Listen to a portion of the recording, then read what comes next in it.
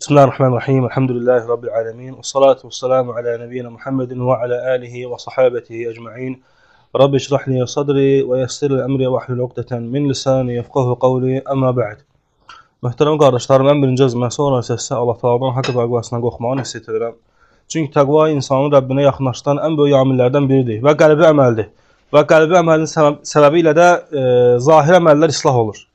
Qəlbi əməllərin səbəbi ilə zahir əməllər islah olunur. Çünki qəlb islah olmasa zahir islah olmur. Münafiqlər eləyirlər. Qəlbləri islah olmadığına görə zahirlərində etdikləri onlara fayda vermədi. Və insanın qəlbini islah edən və o qəlbin səbəbi ilə zahirini islah edən amillər var. Bu amillərdən biri elmdir. Elm tələb etmək. Yəni müsəlmanın özünə vacib olan elmi tələb etməsi və öyrənməsidir. O elm ki, sən ondan soruşulacaqsan. O elm ki, sənə vacibdir öyrənmək. O elm ki, sənin ailə ona möhtacdır. Hər bir kişi öz ailəsinin üzərində məsuliyyət sahibidir. Hər bir kişi öz ailəsinin üzərində məsuliyyət sahibidir və öz ailəsinin üzərində hökm verəndir. Öz ailəsində bir elm əhlidir. Hər bir kişi. Ona görə də hər bir kişiyə lazım olan bir elm var ki, onun ailəsinə o fayda verəcək. Çünki sənin ailən səndən başqa kimdənsə soruşa bilməyəcək. Sən ailəvi islah eləməlisən. Və şəriət bizə baxmayaraq ki, elmi əmr etsə də, şəriət bizə elm tələb etməyi əmr etsə də və onun üzərində sabit qalmağı əmr etsə də və orada ədəblər qoyub. Və orada yönlər qoyub, üslublar qoyub. Heç nə boşu-boşuna deyil. Başqa elmlərdə ədəb deyilən bir şey yoxdur. Ədəb şərt deyil yəni. Sən hər nə olursan ol, fizikaya xeyir ver. Sən hər nə olursan ol, riyaziyyat elminə xeyir ver. Sən ədəblisən, sən ədəbsizsən, fərq eləməz. Sən nəsən, fərq eləmir. Hər nə olursan, sənin başının içindəki lazımdır. Onu ver. İslam dini onun əksidir. İslam dininə başının içinə, yəni elmin özünə ikinci dəfədə baxılır, ikinci etapda baxılır, birinci ədəbə baxılır. Ədəb varsa, ondan sonra artıq ondakı olan elmdən istifadə olunur. Başqa elmlərdən fərqli olaraq, əks olaraq. Və elmin də dediyimiz kimi, qardaşlar, şəriət bizə öyrədir və bir mənhəc olaraq elm tələbində, elm tələb eləyənin və istər o elm kiçik elm olsun, yəni özünə və ailəsinə yetəcək elm olsun. İstərsə fərqi yox, cəmiyyəti üçün olsun, fərq eləməz. Allahın kitabı bizim üçün bir mənhəcdir, bir metoddur, bir qaydadır, bir düsturdur ki, onunla yaşamaq lazımdır. Çünki gələn əmrlər, hər bir gələn əmrin öz sifəti var. Allah Teala namazı əmr etdi, amma necə? Hər kəsin istədiyi formada yox. Allah Teala oruç tutmağı əmr etdi, amma necə? Hər kəsin öz istədiyi kimi, hər kəs öz istədiyi kimi oruç tuta bilər, oruç tuta bilməz. Allah Teala həcc etməyi əmr etdi və o həcc etsə də ona sifətlər, yəni qaydalar qoydu. Və elm tələbində də qaydalar var. Necə ki Allah Teala öz kitabında buyurur ki: "Və la tec'al bil-Qur'an min qabl an yuqda ilayka vahyu." Sənə Allahın kitabı, yəni Quran nazil olmamışdan qabaq və yaxud da sənə hər hansı hökmlər gəlməmişdən qabaq tələsmə. Allah Teala öz Rasulü Muhammed sallallahu aleyhi ve sellem bunları əmr eləyir. Yəni ki, olmayan hökmlər haqqında, sənə verilməyən hökmləri, yəni səndə olmayan elm barədə danışma. Allah Teala öz kitabında buyurur ki, ayənin ardından və qul Rabbi zidni ilmə və elmimi artır. Və buradan bir qayda görünür, qardaşlarım. İnsana çatmayan elm barəsində danışmaq haramdır. Əgər Muhammed sallallahu aleyhi ve sellemə Rəbbi icazə vermədisə, ona çatmayan elmi insanlara danışmağı. Biz bilirik, şəriət illər ərzində tamamlandı. Baxmayaraq ki, Allah qatında artıq o kamil idi. Amma Muhammed sallallahu aleyhi ve sellemə artıq 20 ildən çox bir vaxtda artıq tam olaraq şəriət nazil oldu. Və Allah Teala Muhammed sallallahu aleyhi ve sellem həyatının sonlarındayken necə ayələr nazil etdi və buyurdu ki, "Əl-yevm əkməltu lekum dinakum." Bu gün artıq dini sizin üçün kamilləşdirdik. Və bu ayədən öncəki gələn ayələr hamısı ona göstərir ki, din tədricən gəlib. Elm hamısı birdən-birə Muhammed sallallahu aleyhi ve sellem vəhy olunmayıb. Əgər Muhammed sallallahu aleyhi ve sellem elm birdən-birə gəlməyibsə, əgər Allah Resulü Muhammed sallallahu aleyhi ve sellem ona çatmamışdan qabaq, çatmayan elmdən bir elmsiz idisə və yerdə qalanlar Allah üstündür. Yerdə qalanlar Allah ehtiyatlı olmalıdır.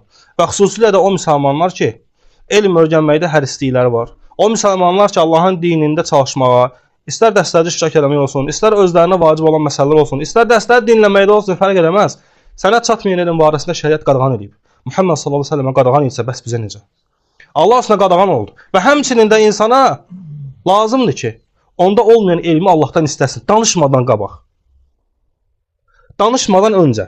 İnsan danışmadan öncə birinci istəməlidir. Allah Teala'nın elmi artırmağı və Allah Teala kitabında Muhammed sallallahu aleyhi ve sellemə yalnızca bir yerdə ona icazə verdi artırmağı. Bax, nə dünyaya, nə oğlu uşaq üçün, heç bir şey üçün şəriət Allahın kitabı yəni nəyisə artırmaq istəməyib. Yalnız elmdən başqa. Və qul Rabbi zidni ilmə. Ey Rəbbim, mənim elmimi artır. Bugünkü müsəlmanların tam əksi. İndi Rəbbini asılan əllərin çox vaxtını, əgər biz duaları eşitsəydik, əgər biz qəbirdə keçən Allaha qarşı duaları eşitsəydik, orada görərdik nələr var, nələr yox. Və yoxların içində din var. Elm var. Və elm də çox azdır. Yəni, nə qədər əlini açıb Rəbbinə dua edən insanlar, müsəlmanlar, orada Allah taladan bilmədiklərini Allah ona öyrətsin deyə o elmi istəmək, yəni, o elmi nə qədər istəyirlər? Çox az. Təəssüf olsun ki, çox az. Və insan da bir şey əgər istəyə bilmirsə, dua edə bilmirsə, artıq ona gec hasıl olacaq. İnsan istədiyi şeylərə tez çatır. Dünyada istəyirsən, tez çatırsan. Aydındır. Və həyatında hər hansısa bir uğur var, istəyirsən, daim və ona tərəfsən. Və hətta Allahdan dua edib istəyirsən axı. Və ona tez çatırsan. Ona görə baxırsan, asılan əllərin, yəni duaların içində görəcəksən ki, elm nə qədər istənilən azdır. Amma halbuki Allah Taala'nın kitabının yalnız yeganə şey elmdir ki, o istənildi. Nə dünya, nə ona bənzər şeylər, nə də hətta başqa şeylər. Nə evlilik, nə övladlar. Düz təbii ki, bunları istəmək haram deyil, halaldır. Şəriət bizə bunları icazəli görüb. Amma ən çox istənilməsi lazım olan şey var. Onu da Allah Taala Muhammed sallallahu əleyhi və səlləm əmr etdi. De ki, Rəbbim elmimi artır. Ona görə insana əgər elm çatmayıbsa, əgər insana hər hansısa bir məsələlər agah olmayıbsa, o məsələlərin üzərində müsəlman elm sahibi deyilsə, artıq ona elm gələnə qədər susmalıdır. Və susmaq özü elmdəndir. Çünki insan hər bir şey bilə bilməz. Elm böyükdür. İllər çəkdi. Muhammed sallallahu əleyhi və səlləmə vəhiy nazil olması 20 ildən çox vaxt çəkdi. Amma onu göstərir ki, elm böyükdür. Və ömür azdır. Çünki aqil bir müsəlmanın həyatında təkcə elm deyil. Onun ailəsi də var. Onun qohumları da var. Cəmiyyət də var. Axı insanlara da öyrətmək lazımdır. Axı insanlara çatdırmaq lazımdır. Görürsən, hamısına vaxt ayırdıqca vaxt qısalır. Yəni, elmə lazım olan vaxt qısalır. Və bu da təbiidir. Ona görə elm əhli həmişə deyərlər, elm böyükdür, vaxtı kiçik. Ona görə sənə fayda verən şeyləri götürməyə çalış. Və sənə fayda verən şeylər əgər sənə hələ çatmayıbsa, onda sus. Muhammed sallallahu aleyhi ve sellem əmr olunan buydu. Gerisi Allah sənlidir. Gerisi sənə qalır. Susmasa nə olacaq? Və görünən olur. Fitnə. Və fitnə də ki, bilirsiniz, şərdir. Fitnə şərdir. Allah subhanahu wa ta'ala sülhə, əmin-amansılığa xeyir deyib. Allah Teala öz kitabında buyurur, və sulhu xeyir. Sülh xeyirdir. Yəni sakitlik, əmin-amansılıq xeyirdir. Onun əksi isə nədir bəs? Fitnə bəs nədir? Şərdir. Hər bir tərəfə asılan qapıdır şər. Həm dində, həm dünyada, həm də başqa şeylərdə şərdir, zərərdir. O da hamısı hardan gəlir? İnsanlar bilmədiyi şeyləri artıq danışmağa başlayanda. Kimsə biraz nəsə öyrənir, kimsə biraz harasa qulaq asır. Artıq nə olur? Artıq o elə zənn edir ki, onda nəsə var. Bəli, var. Əvvəlki halva nisbətdə var. Axı öyrəndin, az da olsa çalışdın. Amma sənin Allahın dininə dəvət etməyin üçün sənə lazım olanlar hələ ki yoxdur. Amma evin içində var. Ona görə fəsad törədənlərin çoxsuna baxsan, evin içində heç nə yoxdur. Fəsad eləyənlərin çoxsuna bax, evin içində heç nə yoxdur. Yəni din, ailəsinə öyrətdiyi dindən nəsə pay yoxdur. Çünki aqil insan birinci ailəsinin içindən başlamalıdır. Aqil insan birinci olaraq öyrətməlidir. Deyir ki, Allah Teala kitabında Muhammed sallallahu aleyhi ve sellem necə əmr eləyir? Və əmr əhləkə bis-salati vəstabir aleyhə. Əhli-və, yəni zövcələrə namazı əmr et. Yəni haqqı əmr et. Və Allah Teala buyurur ki, vəstabir aleyhə və onun üzərində şiddətli şəkildə səbirli ol. Məgər Muhammed sallallahu aleyhi ve sellem öz ailələrinə, zövcələrinə namazı əmr etmirdi ki, Subhanallah, əmr etdiyi halda Allah Teala dedi ki, yenə də əmr et. Yəni şiddəti göstərmək üçündür. Məgər Muhammed sallallahu aleyhi ve sellem bircə gün olsun öz ailələrinə Allahın dinini öyrətməkdə məsuliyyətsiz edib, vallahi eləməyib. Onu etmədiyi halda Allah Teala ona dedi ki, "Vastabir aleyhə və əmr əhləkə bis-salah, vastabir aleyh."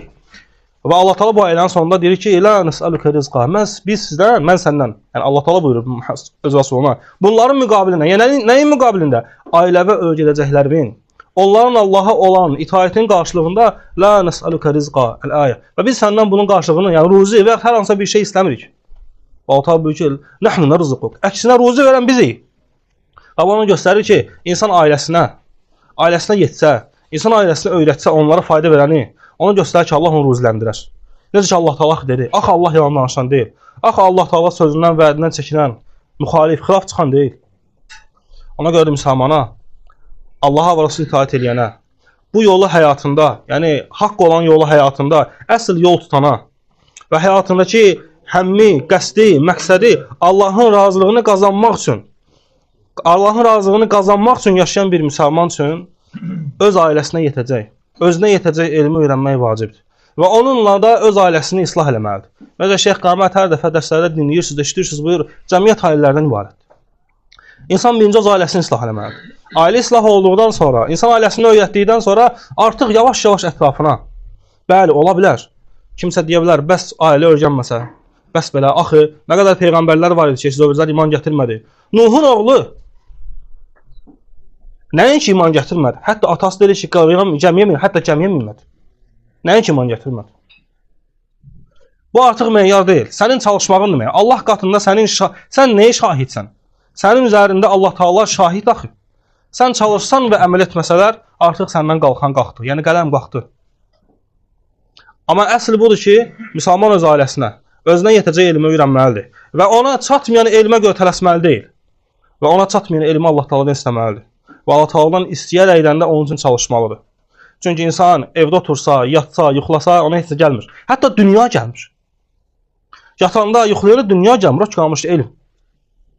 Məgər Muhammed sallallahu aleyhi ve sellem Allah Taala vəhy nazil edəndə o gedib evində yatırdı ki, nə vaxt imkanı yollar olar? Ax çalışdı. Yatmadı evində. Demədi ki, mən gedirəm.